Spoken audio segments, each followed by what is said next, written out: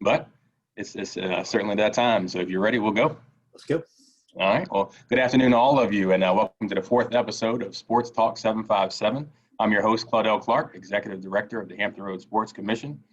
For those of you who are new to the show, this is a web series created by the Hampton Roads Chamber and the Hampton Roads Sports Commission that will continuously feature athletes, athletic professionals, and persons in the region who have a great influence on sports. Before we begin, I'd like to acknowledge our gracious sponsors, Optima Health, Atlantic Bay Mortgage, CHKD Sports Medicine, and of course, the Hampton Roads Chamber. With some excitement today, a special guest, a great friend of mine, Sports Director of WAVY TV Tennis Fox 43, Bruce Rader. Bruce has served in his role for more than 40 years and has covered a plethora of events, Super Bowls, Final Fours, Daytona 500s, and many, many others. Good afternoon to you, Bruce. Good afternoon, Coach. Hey, look, I want to throw a question your way before you and I get started, because I want to make sure that all the people understand exactly what your organization does for Hampton Roads sports. You know, a lot of people see things happening, but they're not sure actually who puts it together. And to refresh me, can you tell the people that are looking in tonight exactly what the commission does? Yes, sir. We're a regional governing body formed by the Hampton Roads Chamber and a number of stakeholders in 1998 who were very concerned about bringing sports to the area and utilizing the venues that were here. Since then, we've hosted the Junior Olympics and many other large-scale sporting events in this area, and we continuously look for the feasibility to use our venues that are here and continuously look to bring events to this area that we feel like can drive economics by way of sports. So we're this regional body who wants to promote and spread sports as far reaching parts of the region as possible, and again, continuously bring great events to this area so that our citizens can enjoy sports in this region. Well, I've covered so many of your events, especially the youth events, and it's just fabulous what you all do. But I think people need to know a little more about the fact that there is a commission and that it's there. And not only do you bring in the events, but you bring in families from all over the country that get to experience Hampton Roads and stay in our hotels and eat in our restaurants and provide our athletes an opportunity to get into some really great events without them having to travel. So thank you for what you do. And I didn't mean to hijack your interview, but I just thought that was important. So great to be with you, Coach. That's what you do. Great to be around. Yes, sir. Well, we talked about 40 plus years of sports reporting. We talked about the Final Fours and the races and all the individual athletes that you've interviewed here. And how you've highlighted all the sports. We certainly thank you for what you did for Norfolk State and all the colleges around the area and all the high school sports. But just tell us a little bit more about what you do there with WAVY TV 10 and Fox 43, and just what is a day in the life of Bruce Rader? Well, the day in the life of Bruce Rader has obviously drastically changed since March, as everyone's life has changed. But, you say, over 4 decades of actually doing the same job day after day, week after week. It has really been phenomenal to see how our local television sports coverage and news coverage, but specifically in sports, how much this has changed over the last 4 decades. When I first started working here back in the mid-1970s, I know it's hard to believe, and I wonder even how many of our viewers and hosts were even alive back then. But, back when I started here, they hadn't invented videotape yet. They hadn't invented satellite trucks yet. Back in those days, we would take a great big giant film camera and I'd put it on my shoulder and I'd go out on Friday nights and shoot high school football. And then on Saturdays, I'd shoot college football, take it back. We'd process the film. We'd go on TV, do the 6 and 11 o'clock news. Then I'd get up on Sunday mornings and jump in the car, drive to RFK Stadium, shoot the Redskins game, get back late Sunday night, and then Monday we'd start all over again. Of course, that's during football season. It's a little busy. And then, of course, you get into basketball season and all of the great college basketball teams that we've had here in Hampton Roads. Actually, when I moved here, it was the day that Old Dominion won the Division II NCAA basketball championship with Sonny Allen. Right. That was my very first day that I moved to Hampton Roads from the Washington, D.C. area. And then because Sonny won that national championship, he moved on. I think he went to the University of Nevada as their head coach. And a week later, a man moved to town from Randolph-Macon. His name was Paul Webb.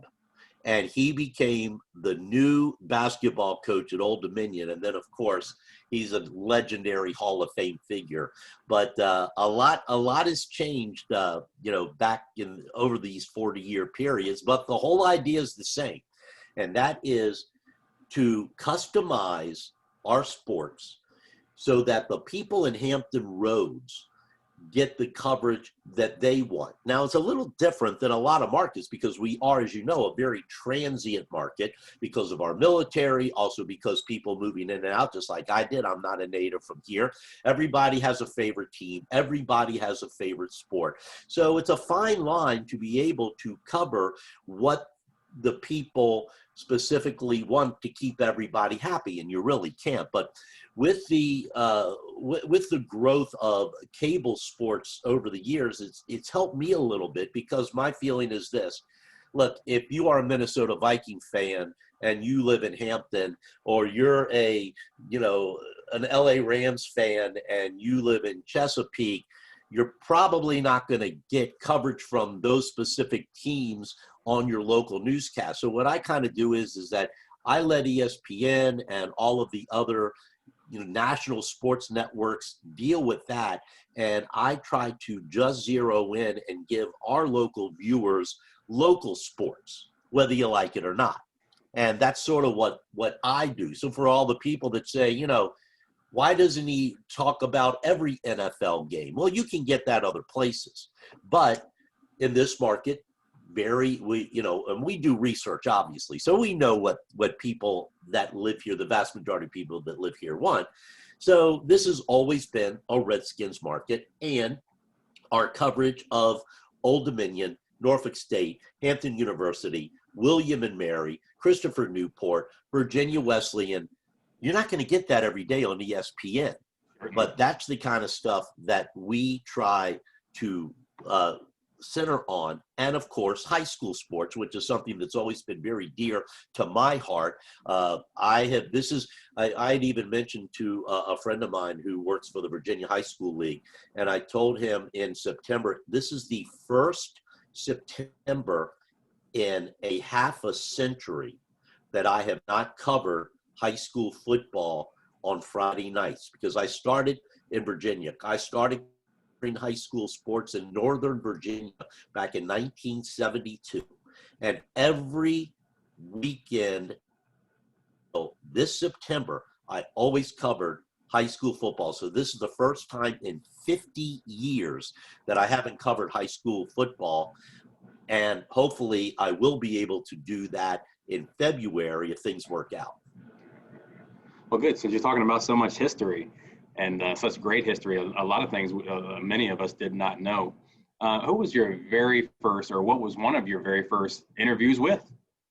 Okay, looking back on that, I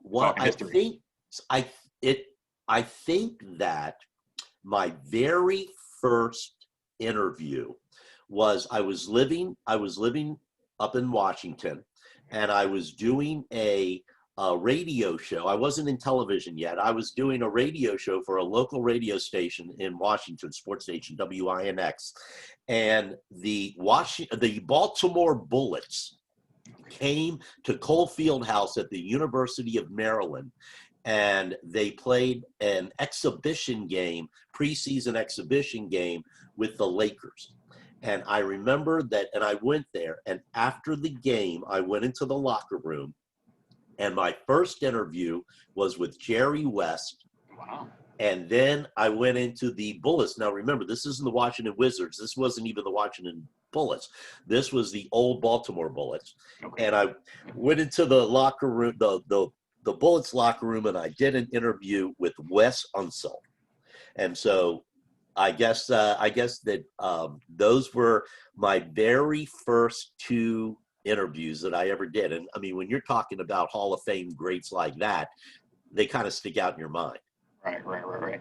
So along that same line also, so what were some of the most funniest or embarrassing moments or memorable moments from some of those first interviews? Well, I'm not so sure that I want to get into the embarrassing moments. I will tell you that, one that's a great story that is always, stood out in my mind. And it was when the Redskins played and I can say Redskins in past tense. Right. Okay, so I think I'm okay here. Just can't say it from this team on. But anyway, the Redskins were in the Super Bowl. They were playing the Raiders in Tampa. And the Redskins had been doing very well in Super Bowls. And in that particular game, I think that really what happened is that it got into their heads a little bit and they just weren't up to the task. Well, after the game was over, I went into the Raiders locker room first because they won the game, and I did some interviews there. And then I went into the Redskins locker room. And immediately after the game, Joe Theismann, John Riggins, Art Monk, Joe Gibbs, they had all done their interviews and were pretty much finished. And by the time I got into the Redskins locker room, had to play a little catch up. So the one player that I knew that happened to still be getting dressed was John Riggins. John could be a surly guy. And I remember walking up to John at his locker, and I had my photographer with me. And back in those days, we didn't have wireless microphones. We had cords that went from the camera into the microphone. And I went up to John, his back was to me, he was getting dressed. And I said, "Hey, John, you got a second? I want to ask you a couple of questions about the game." And John said, "Bruce, I've already done my interviews." And he kept getting dressed. And I was like, "Come on, man. I had to go into the Raiders locker room. I had to get that stuff. I need something from you guys." He said, "Bruce," he hadn't even turned around and looked at me yet. My back was still to me. He said, "Bruce, I told you, I've already done all my interviews. I just want to get out of here." And I said, "John, come on, just one question." And he slowly turned around and looked at me, and he goes, "Do you not understand what I just said?" And all of a sudden, the microphone flew away from my hand, and I looked around at my cameraman and said, "The heck with this. I am not going to piss off John Riggins." And he takes off, and I don't have a microphone in my hand. And I went, "Well, I guess this interview isn't going to happen." That's a good one. And I know you have hundreds more, maybe even thousands more stories like that to share. And I'm sure he could laugh on it as well. As we talk about the history of that and how reporting has evolved, we also think about the region. And, how would you say that coverage of sports in the region has evolved over that time? You're talking 40 or 50 years, from large scale sports to now, maybe Little League sports and the way you guys cover all branches of sports. How have things changed over the years as it relates to sports coverage? Well, I think if you look back into the 1970s, prior to ESPN, coming on the air, I pretty much, things were limited. We didn't have satellites. I couldn't get highlights of every single game that was played. But back in those days, at 6 and 11 o'clock every night, I gave all of the Major League Baseball scores. I gave all the NBA scores because that was the only way that people could actually get it unless they waited for the newspaper the next morning. Of course, then when ESPN evolved, and I was one of the first contributors to ESPN, because when ESPN started, they had a very limited staff, and Chris Berman and I have been friends for a very long time, and he was one of the original anchors there. And what they would do is I would do stories. There's plenty of them on YouTube that you can look back on, and that's where you'll get a laugh when you see the long hair and the mustache and all of that. But I did 2 or 3 stories a week and used to send them to ESPN because ESPN just didn't have reporters all over the country, and they just really needed content. So once ESPN came on and became more popular over the decades, I was able to get more away from the national sports and concentrate a little more on the local sports. Back then, the Virginian Pilot and the Daily Press really did a phenomenal job covering sports. I mean, some of the great Hall of Fame reporters, starting with George McClellan, who back in the day was the sports editor of the Virginian Pilot, or Warner Hessler from the Daily Press, and Al Pierce, who covered NASCAR for the Daily Press. Warner used to cover the Redskins and just live up there. Jim Dusabello's in the Virginia Sports Hall of Fame for many, many years. He was the Redskins reporter for the Virginian Pilot, and Jim actually lived in D.C. He lived in D.C. so he could cover the Redskins every single day. Well, as we know now, the Virginian Pilot and the Daily Press, they don't even have a newsroom anymore. And their staff has really dwindled, which is very disappointing to me at this point in my career, because I've always been a big supporter and believer in having a local newspaper. And, you know, it's not the fault of the people that work there, but unfortunately, the demise of those newspapers is really, for me, I've seen a huge lack of local coverage. But also, too, Coach, is one of the things that I was always very proud of was, and I'll tell you a quick story if you have a moment, but the coverage of our historically Black colleges here in the Hampton Roads area, and obviously, more importantly, prior to the ME Act, it was the CIAA. Sure. And when I moved here from Washington, I was very young, and I had a very great mentor by the name of Ernie Fears. Yeah. And Coach Fears had been a very successful historically Black college football coach and became a television executive for ABC back in the 1970s. So I was moving here, and I went to him and I told him, I said, hey, look, I've been offered a job in Norfolk, Virginia, and I'm going to move down there, but I don't know anyone. And he said, well, look, he says, I've got a guy, one of my boys that played for me in college, and he's there, and I'm going to write his name down and his phone number. And when you get to Norfolk, I want you to call him. And I looked at the name, and it was Harrison Wilson. Oh, yeah. And he said, he just became the president of Norfolk State and ended up being the grandfather of some quarterback that plays in Seattle who seems to have done very well over the last few years, Russell. But anyway, so I moved here, and I called him up, and he invited me to his office, and I went in there, and I talked to him, and I told him what I was doing. And he said, you should come to one of our football games, our Norfolk State football games. And I go, okay, because at the time I was doing the weekend sports, and I could do the 6 o'clock news. And he said, we play on Saturday nights at Foreman Field. Which is at Old Dominion, the old Foreman Field. And so, and he said, and no one covers us except for one man, and his name was Abe Goldblatt, who passed away many years ago. He worked for the Virginian Pilot, and Abe was the only media person in Hampton Roads that covered the CIAA schools, which at the time were predominantly Norfolk State and Hampton University.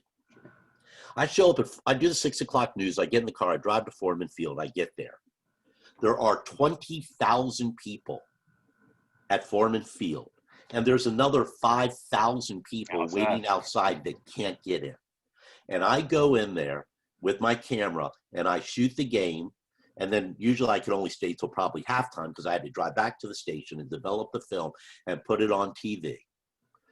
And it was amazing. I mean, this was the biggest sporting event in Hampton Roads, the biggest. Old Dominion didn't have football. High school football could never do this on a weekly basis. And I was just like, how in the world could this have been ignored? And then basketball season came along. And I went to the Norfolk State Hampton basketball game. Same thing. Arenas filled.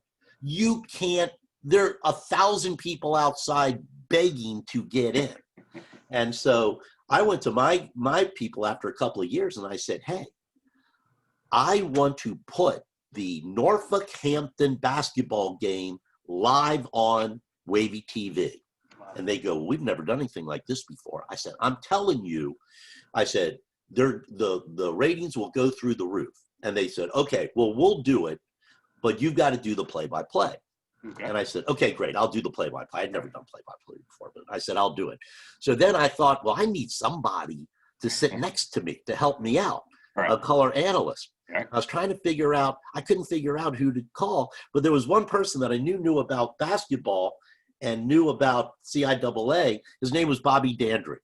Oh, yeah. So I call Bobby Dandridge on the phone and I go, hey, Bobby, I said, would you come to Norfolk State? I'm doing the Norfolk State Hampton game. Would you be my color analyst? And he said, sure, why not? So I think that I made Bobby Dandridge's television career after his great NBA career. And I'll tell you one thing, that's one of the biggest problems I think in the world is that Bobby Dandridge is not in the Hall of Fame. And I was very lucky enough earlier this year to spend an evening doing an interview with Kareem Abdul-Jabbar, Mm-hmm. and who Bobby played with him up in Milwaukee with the Bucks. And even Kareem says that he thinks that one of the biggest injustices is the fact that Bobby Dandridge is not in the Hall of Fame. And I don't mean to digress here, but you know, the coverage. So when I moved here, no one was covering historically black sports. They weren't covering the CIAA. They were not covering the Redskins back then on a regular basis. And they really weren't covering high school sports extensively. And those were three of the things that I decided that I was going to zero in on. And then a couple of years later, I decided I was going to zero in on NASCAR because no one locally was covering NASCAR. And one of the things that I did, NASCAR's smart. They do their Super Bowl the first week of the season to gain interest, not the last week. So I would get on an airplane and I would fly to Daytona, and I started covering the Daytona 500 with the film. And the reason I did it was that the airport was virtually connected to the track. So I'd get up 7 o'clock in the morning. I'd go down the track with my camera. I'd interview Richard Petty, and I'd interview, Phil Parsons and some of the great drivers from back in the 70s and the 80s.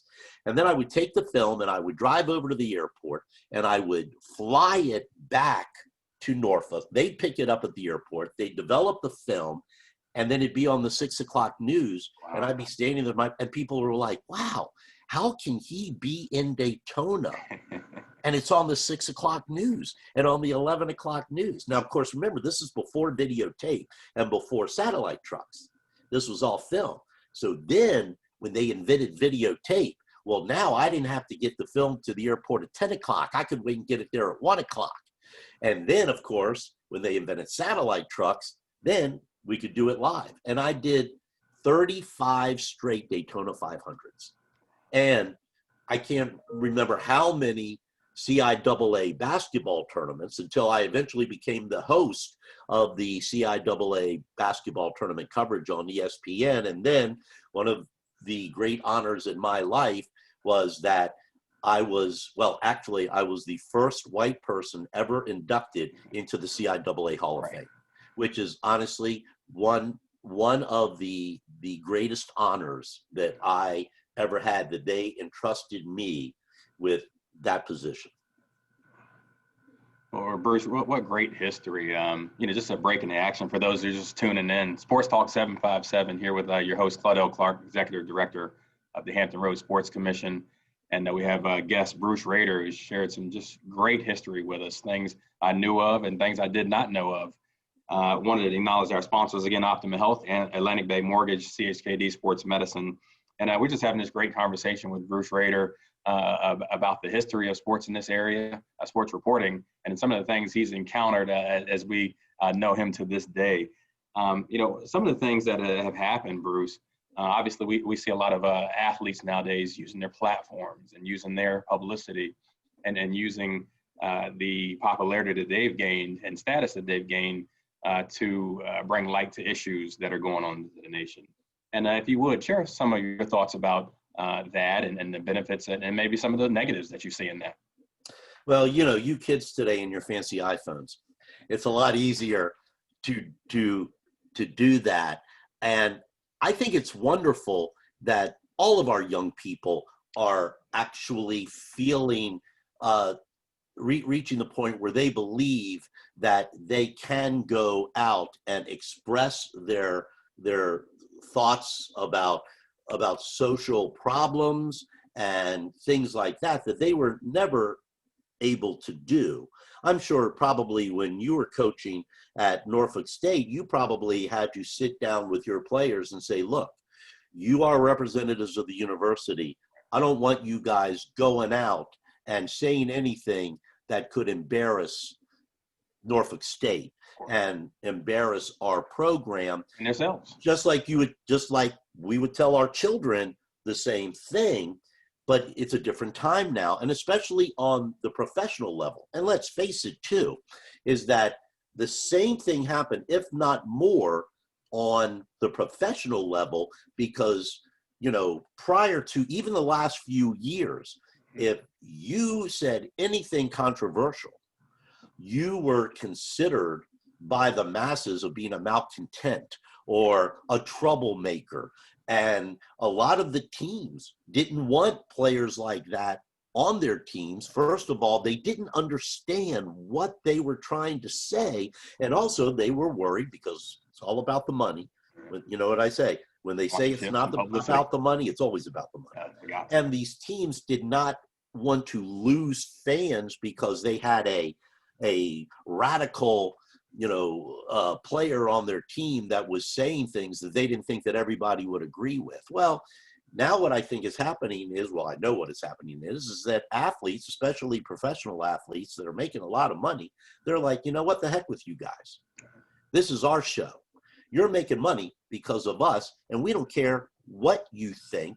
We are going to speak from our hearts. We're going to tell people, we're going to act from our hearts. And you know what? If you don't want to come and watch us play, don't come and watch us play. If you don't want me on your team, get rid of me. Well, all of a sudden now, the owners and the college administrators are starting, and employers of businesses all over the United States, they're coming to the conclusion that, you know what, it is not our place to tell them what to do. And, you know, if they want to act out of their, you know, out of the feelings that they have, then let them do it. Now, I'm also a big believer in rules. So, for example, if the NFL wants to decide that all teams stay in their locker rooms during the playing of the national anthem, and that's the rule, that's fine. And if they feel that they want to do that because they don't want to deal with the controversy, that's fine. That's their leagues. They can do what they want to do. But they've also realized that it's going to make them look bad. And so if players want to take a knee, if players want to express themselves, if players want to put something, you know, wear something on their jerseys, as we saw during the NBA playoffs, the owners are saying, you know what, it's a different time now. You go ahead. We're going to support you. We're going to support you, and we're going to support your views, because we've gone too many decades, too many centuries not doing that. And you're hearing this from an old guy. It's about damn time. And that's awesome that you say that. And you mentioned some of the leagues and some of the organizations, you know, painting it on the field and having it on the helmets and having it on the jerseys. These teams and leagues have gone through great lengths to bring awareness about some of the topics that are going on today. And they've got the audience, and they have a responsibility, I think, because of the fact that they built this audience. They beg people to watch their games. They beg people to buy their tickets and their concessions. And let's face it, when you get into now NFL owners, NBA owners, Major League Baseball owners, they are billionaires. We're not talking about millionaires. These are billionaire owners that own billionaire corporations. And you know what? They have come to the realization that, you know, the fans are there. The money is there. Don't be stupid and lose it. Right. Well, you know, along those same lines, obviously we've seen in Minneapolis and California and different places, you know, some tragic incidents. And we know there's a lot of good law enforcement out there, but we've seen some tragic things, and we've seen a lot of athletes speak out about it. You know, just off the top of your head and some of the conversations you had, you know, what are some of your feelings about that as it relates to sports and what the sports figures are trying to voice in almost rebellion to this or generate awareness around this? Well, I think it's up to the individual. You know, I mean, I think that if I were to give advice, I mean, keep in mind, Coach, and you know this because you've dealt with them. we're not talking about 66-year-old men like me or even someone your age. We're talking about young men and women that are in their early 20s and in their mid-20s.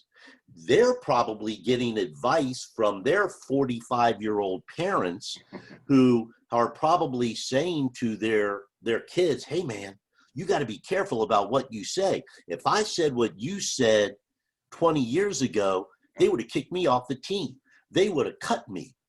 I would have never played in the league again. I would have never had a job if I went out and spoke from my heart. You better watch what you say. Well, you know, it's easy for us to, as older people, to try to stifle these expressions from younger people. But then you look back at, you probably went through the same thing with your parents because they were from an earlier generation that probably said to you, you know what, son, it ain't right, but there's certain ways that you're going to make it through this society and become successful. And because you're a young black man, you have to be careful about what you say and where you say it. And that was probably excellent advice that your parents gave you at that time. But their parents probably gave them even different advice. Or your grandparents probably gave your parents advice along the lines of, you got to be careful about where you eat lunch.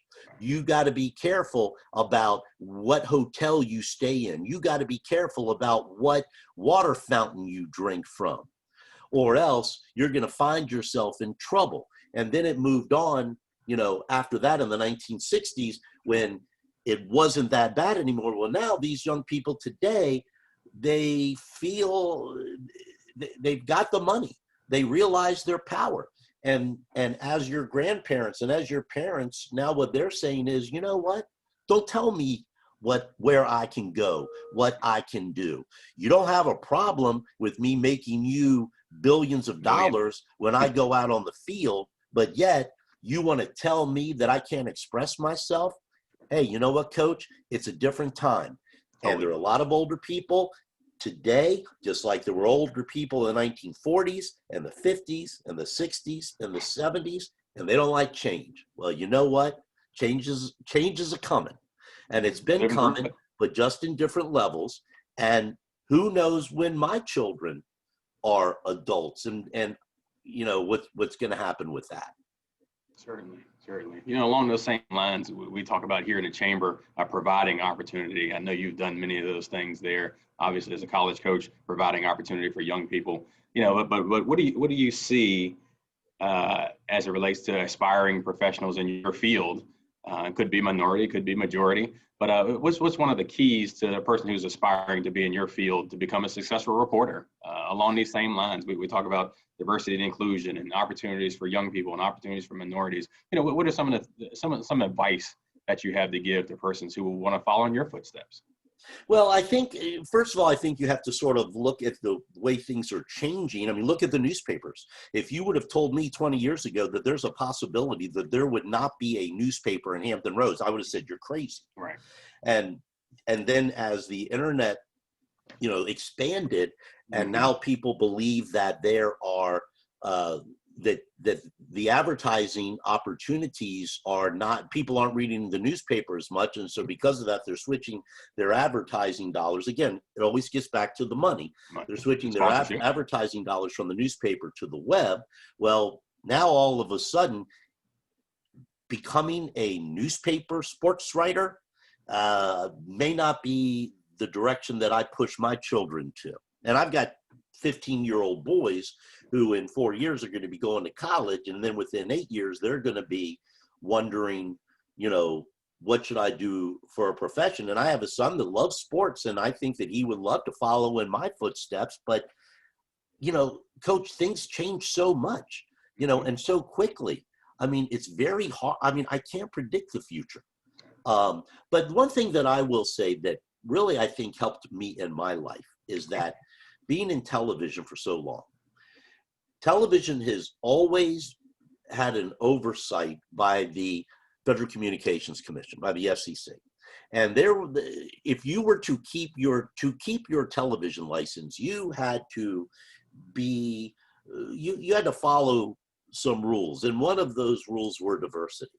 When I started in the business in the early 1970s, I, especially up in Washington, D.C., as I mentioned about Ernie Fears, he was a black football coach. Well, a college football coach. Well, back then, the TV network started to come to the realization, we don't have any minorities in executive positions. So they went out of their way to find generally black men at this point, but who do we bring in to be a vice president of a TV station or a TV network? Because there aren't a whole lot of black men out there that have experience doing that, because there's none. So really where they looked towards was sports. They found some of these great college basketball coaches and college football coaches that were oftentimes, well, really the only way they could get jobs if they worked for a historically black college. And they brought them into these executive positions. And then all of a sudden they're going, wow, you guys are really smart. Well, yeah, no kidding. They just didn't know that. And so I've always had the opportunity from the 1970s on to work in a work environment where minorities and women were embraced and were actually brought in specifically to help that. So I kind of grew up my whole life not thinking about that. I didn't really work in a completely white or completely male business. And I think that we've seen this as time has gone on. I mean, look at the, newscasters, sportscasters, weathercasters, how many of them are women? How many of them, are minorities? And over the last 30 years or so, I mean, I think it's been great. And I've been very lucky to work in that type of profession. Certainly. Well, along that same line, you're reporting on professional athletes who've come from college, reporting on college athletes in high school, and you see these young men have 1-year pro careers, 2-year pro careers, many-year pro careers, but obviously many of them are short and some never get to the pros. What are some of your advice to young athletes, high school or college, as it relates to education or as it relates to forming a plan after sports? What are some of the things that you say to those persons? Because you and I both know, the shelf life of an athlete. Open a 401k. Seriously, save your money. I mean, there are so many young people out there that have had the opportunity to make more money, athletes that have made more money in 1 year than, perhaps you and I will make in a lifetime. And it's very difficult when you're a young person to think about, where is my life going to be 40 years from now? Your kids, you can't even start to tell your kids that.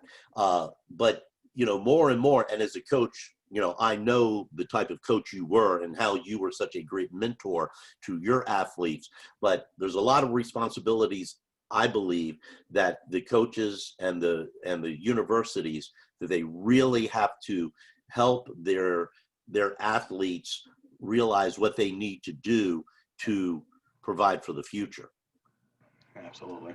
That's something we certainly pushed on our student athletes. You even see with the organizations now, they have special training or onboarding or seminars in the NFL, MLB, and even in college on how to attack these financial situations and then kind of plan for the future. So, and that's a great point. Kind of shifting subjects, we got some Q&A here on the chat, and something I was very intrigued about, and I know you're very happy about. I kind of to finish this thing up, tell us what this means to you about the 2021 Hall of Fame induction to the Virginia Sports Hall of Fame.